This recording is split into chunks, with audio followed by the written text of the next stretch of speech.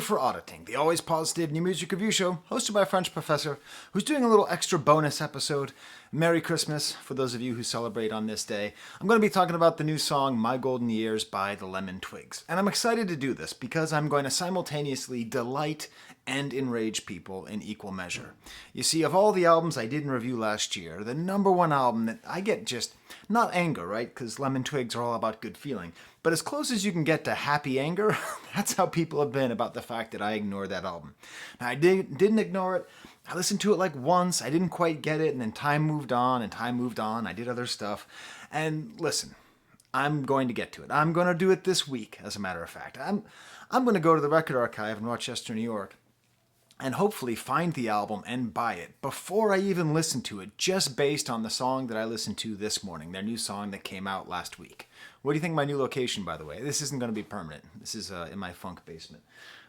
Got this little Yugoslavian Beatles poster behind me, magazine behind me, for those of you who are celebrating Christmas. Because what happened was this morning, I was sitting there, I was preparing a video that I'm going to record in like 20 minutes about this different band, Sprints. Very, very good. And I'm like, I see that the Lemon Twigs released a new song. I'll just listen to it. I was sitting there. I was in the process of cooking what's called a Dutch baby. It's a thing that I make for my family sometimes. And I listened to the song. And at the end of it, I looked at my baby. We were sitting on the couch, and she was playing with a book called Opposites. Big, small, clean, dirty. Every time it gets to dirty, she touches my face because she thinks that my beard is dirt. It's okay. She's a baby.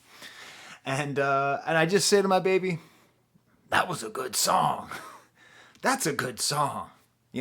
That's just what went through my head. Like, I just thought, that's a great song. I just heard this song, and it's stupid, and it's simple what I'm saying. But I listened to it, and I just thought, this is a good song. It's a good song in every possible way. It's well constructed, it's well produced, it's charming, it's engaging, it's catchy.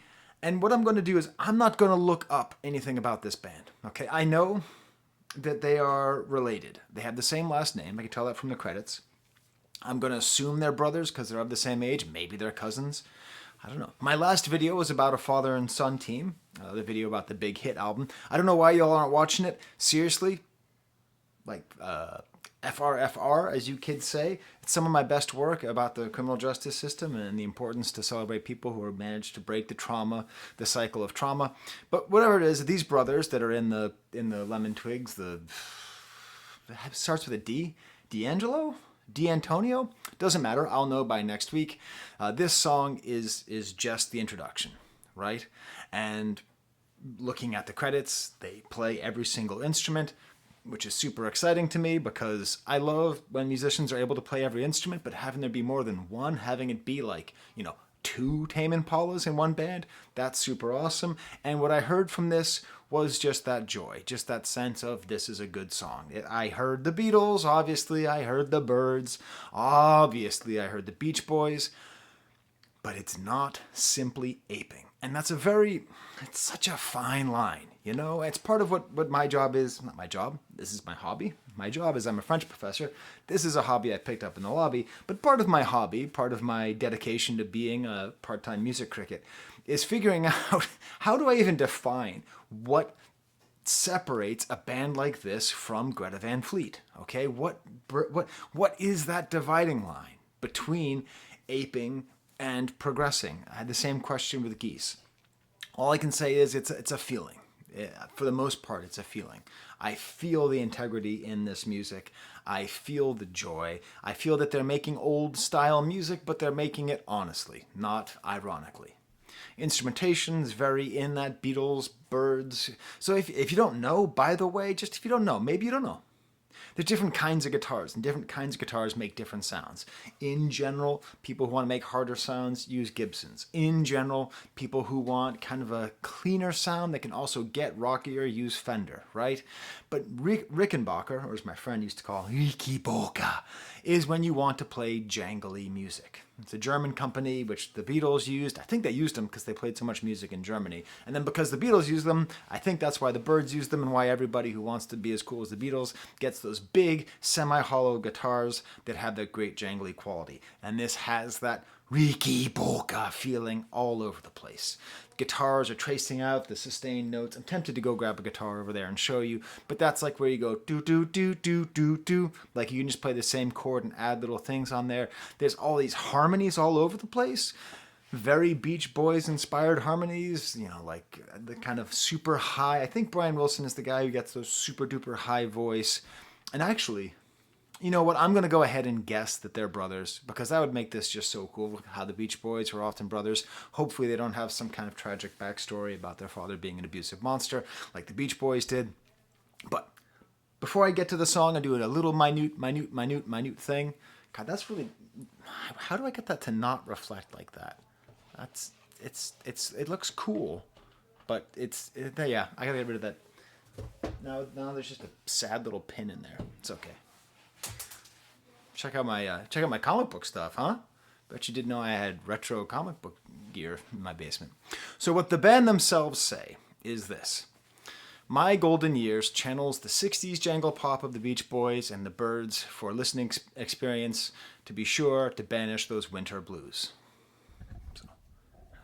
So, you want to talk about the winter? You want to talk about the winter? We finally got some snow in here in Rochester.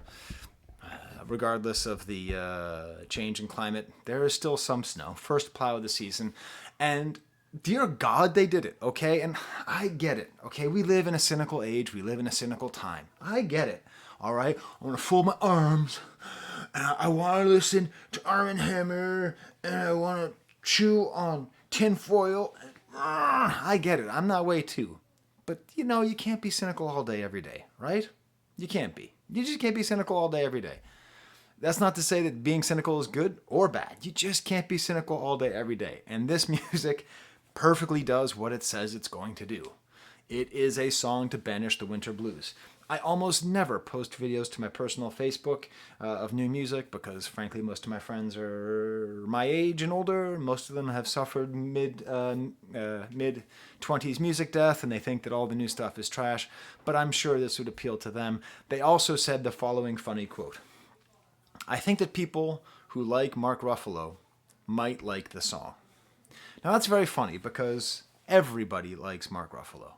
You know, Mark Ruffalo fits in that spot. Weirdly enough, you might not believe this, Johnny Depp was in this spot before the Pirates movies as well, where it was like, Mark Ruffalo is adored by the populace, and he's a legitimate movie star, but yet the way that people like him, they sort of feel like he's theirs. Like, he's not like other Hollywood actors. He's not, traditionally handsome.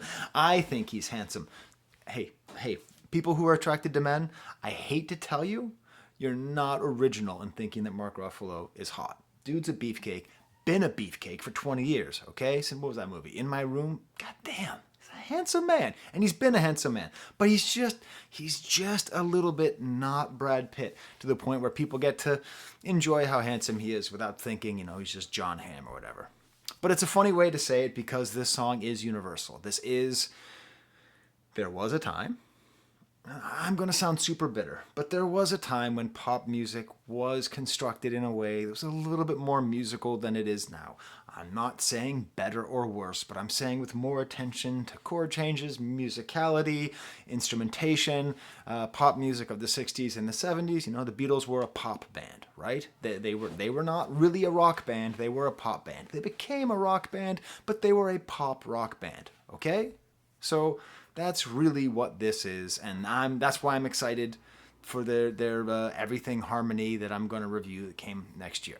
All right? So before I go into an in-depth description of the song, if you type in the letters AVAA in the comments, that means awesome videos always. I will always heart it. I just dropped some new merch where I ripped off a scene from Steamboat Willie. It's a cheesy, stupid joke, and it's like I made it. And I'm like, this is so hack. Everyone's doing this. And I've already sold more of that than I've sold of my merch in the past couple of years in terms of t-shirts. So go get that before I randomly decide this is below my brand. So let's just go through the song, because it's a joy. It's the thing about the Beatles is their songs are only 3 minutes long, and they got so many different parts, and Ringo's got popcorn hair. Sorry. This, by the way, in Serbo-Croatian, this reads jukebox, because it's like jukebox. You know, the Beatles were able to write such compact jewels, and this is a compact jewel box, right? It's filled with all these parts. The intro has the guitar tracing out some chords, drums with some tambourines in the back. It builds up excitement until we get to the verse, and his voice is just sweet and cool sounding. I don't know which of the D'Antonio. God damn, I'm so close. I'm so close to knowing the name. Anyways, one of the brothers is just singing, and his voice isn't super clear. The lyrics aren't super clear the first time you listen until you get to the end of the verse, and his voice kind of raises high and doing some nice sustain tricks like that you might hear from the Byrds, you know, dun, dun, dun, dun, dun. But the second half of the verse, we have this ethereal Beach Boys, Byrds style harmonies. That's my baby upstairs. By the way, that noise you're hearing upstairs, just understand that if it weren't for my baby's reaction to the song, because she doesn't speak yet, when she hears the song, like we listened to it maybe 6 times today, she does this thing where she puts her hand on top of her head and just goes like that. Like, this is that kind of song. So anyways, the second half of this for opening verse, I think there's a 12-string guitar in there, which gives it more of that Byrds. The thing about the Byrds and this sort of what jangle pop often means is just this feeling of just tons of strings and tons of harmony with notes that are picked out. Just a clarity, like a surfeit, an excess of clarity, okay? And that little high Beach Boys whine in the back.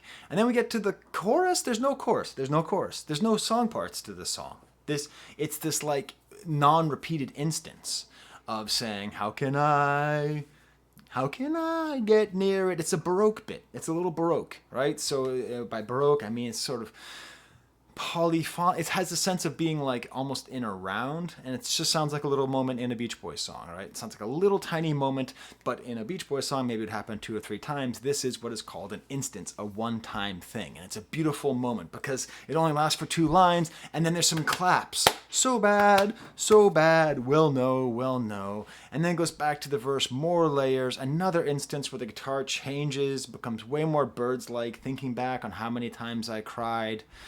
And it seems to end, but then the intro comes back, and then it becomes a rocking end. So it starts off kind of rocking, and then it ends kind of rocking, almost punky even, the way that it's sung with this high, again, I think that Brian Wilson style high harmony. The outro, this is the thing. These guys, they're doing some really cool stuff here. I'm so excited to review that other album. There's like a little stutter step in the outro. It doesn't have to be. You don't have to add a stutter step on the drums of the outro. The song is already won. That was a good song. That's what you're saying. That is a good song. Was that even a song? That's what you think while you're listening to the song? Now, lyrically, it is simple to the point of affect. In these, my golden years, how can I try to push down my fears? Because in the blink of the eye, I watch these golden years fly by. 2 things. 1, I suspect he's talking about himself. I suspect this is a bittersweet song about youth, about passing of youth, about being young. And I gotta say, and I say it all the time, if you live your life well, your 40s will be better than your 20s. Okay, my 40s are way better than my 20s. I'm not living in chaos. I've been through therapy. I'm happily married. I'm not disastrously married. I've been both. I figured out my stuff. I'm comfortable in my body. I'm comfortable in my mind. Everything is great. Okay.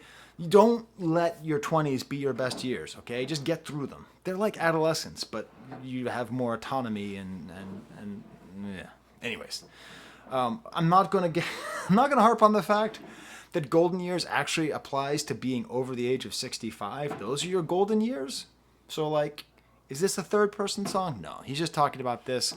Briefly talk about the video. The video is beautiful. It's a throwback video, much like the song. It's simple, it's beautiful, it's funny, it's cute, it's well made. It's a burst of sunshine in the middle of this snowstorm. It reminds me of the Beatles, but it reminds me more of the Monkees, who, if you don't know, the Monkees were an American studio creation that magically ended up basically helping introduce both Frank Zappa and Jimi Hendrix to the world. Like, did you understand that? Like, that would be like if NSYNC, the fact that the Monkees helped usher in Frank Zappa would be like if NSYNC ushered in Death Grips. That's how frickin' wild it was. The 60s, man. The 60s, man. The video has like 4 members, which I guess this is the touring band. I thought it was kind of a callous, like cynical thing because the members are much more diverse. You know, I don't think they're white, both of them, and sort of the 2 brothers are, but it turns out they're the touring band, and they've got charisma, and it's the kind of thing that the Beatles would do, kind of stop motion of like they're here, here, here, and just walking around and being in LA and grabbing, buying guitars and playing together. And it's simple, it's fun, and it's engaging. And if we lived, I'm not going to say if we lived in a better world, but I am going to say it because I like to say it a lot. This is the kind of music that should be multi-platinum. We should be sick of it. We should be saying, isn't this great that this music exists? Isn't it just so great that these guys are together and they're making music, these cousins or brothers or, I don't know, that they're just there. My final word is, if you don't know the song Golden Years by David Bowie, I don't think these are connected, but goddamn, David Bowie's song is great. It's his blue-eyed soul phase from, I think, 75, and that song, I think, is actually about getting older. Run for the shadows of your golden years. Just a beautiful song. Don't watch the version on Soul Train, because when he played it on Soul Train, he was completely drizzunk, okay? Just drizzunk in the tizunk, okay? I came up with that term. Oh my God, I regret saying that, but that doesn't matter because I don't edit my videos. Put drizzunk in the tizunk in the comments if you want to make me look bad. Yeah, but just check out the song Golden Years. It's nice having them back and forth, kind of a cool kind of proto-pop disco thing. All right, anyway, so there's my review of the song. I'll get to more Lemon Twigs. Thank you all for being so patient for me. I understand why, because now that I've heard just this one song, like I want to dedicate my life to talking about this band. And that's how you've been since May. And I've been sitting here talking about other stuff. All right, till next time, there's the camera.